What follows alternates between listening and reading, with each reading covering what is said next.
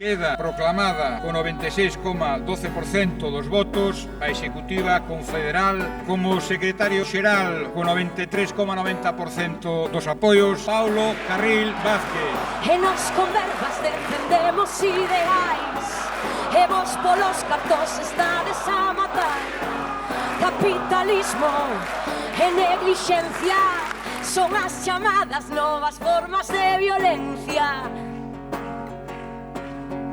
Afrontamos este noveno Congreso da CIGA cunha maioría sindical reforzada no último proceso de eleccións sindicais que situou a CIGA no 31,5% de representación e con máis de 5.131 persoas delegadas. Cun medre afiliativo superando xa as 86.000 persoas afiliadas á nosa central sindical. E estes resultados son a evidente demostración de que a clase traballadora galega, de que o pobo galego somos quen de valernos por nós mesmas, de nos organizar de forma soberana, sen sermos sucursal nin franquicia de ningunha organización que teña o seu centro de decisión fora de Galiza. Cando neste Congreso facemos figurar soberanía no final do noso lema, é porque somos un sindicato galego, un sindicato nacionalista, un sindicato de clase. Somos a central sindical dunha nación dependente e subordinada, onde a loita pola emancipación de clase é inseparável da loita pola emancipación como pobo. A clase traballadora galega, o pobo galego, temos dereito a decidir sobre o noso modelo económico e social, no que poidamos vivir e traballar dignamente na nosa terra, pero sentando as bases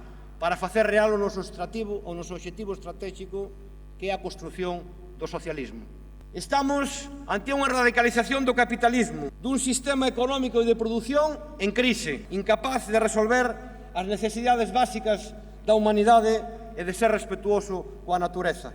A chamada globalización neoliberal, o imperialismo dirixido polos Estados Unidos coa subordinación da Unión Europea, aposta polo camiño da guerra.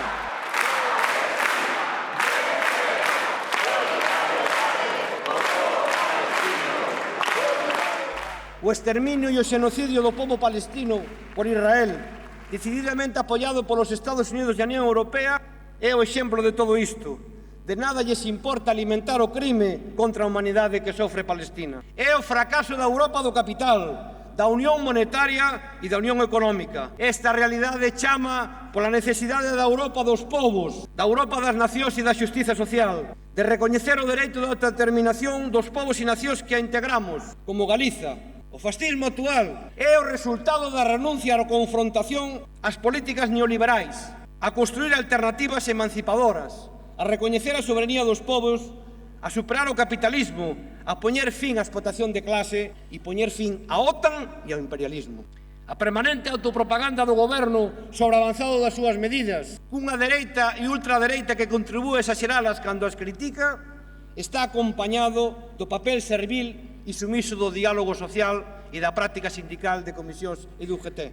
Por iso apostamos por reforzar o noso sindicalismo de confrontación, de contrapoder, organizando e promovendo o conflito, porque o tempo que tardamos en ir á folga e á mobilización é o tempo que tardamos en gañar dereitos. Ese proceso da valorización do capital frente ao traballo exprésase en Galiza fondando no papel de colonia, obrigada e condenada por decisións políticas a ser territorio de sacrificio, condenada a ser suministradora de recursos minerais, forestais, auga, enerxía e a ter unha industria de enclave en favor de outros territorios, mentres para nós a desertización social e industrial en moitas comarcas. Estamos ante unha política fatal para a sociedade galega que se complementa con un turismo desordenado e descontrolado, caucalitización do país, mentres agonizan importantes sectores productivos. Ante unha política suicida, todo o público a disposición do negocio e rentabilidade do capital e dos fondos de investimento. Seguimos proporcionando man de obra barata a través da migración,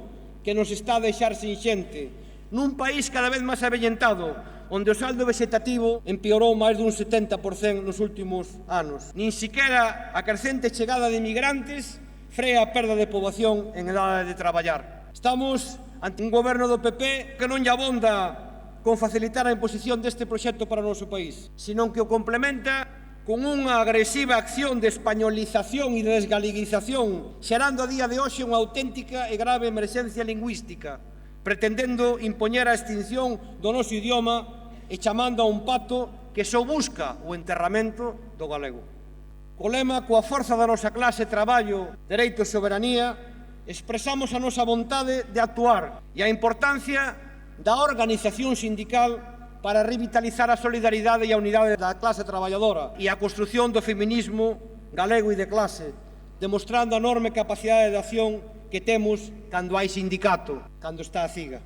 Nós non nos limitamos a xestionar a realidade, sino que nos aspiramos a súa transformación revolucionaria, para o que é imprescindível sumarnos e organizar máis conciencia nacional e de clase e activala en forma de militancia activa. Somos a primeira central sindical de Galiza e iso obríganos a chegar a máis persoas traballadoras para confrontar as múltiples caras que ten hoxe por hoxe a precariedade, a pobreza laboral, a explotación da xente nova que se incorpora ao mundo do traballo e para responder ao desemprego, ás desigualdades e a exclusión social, pero tamén para responder aos abusos e ao trato inhumano á poboación migrante.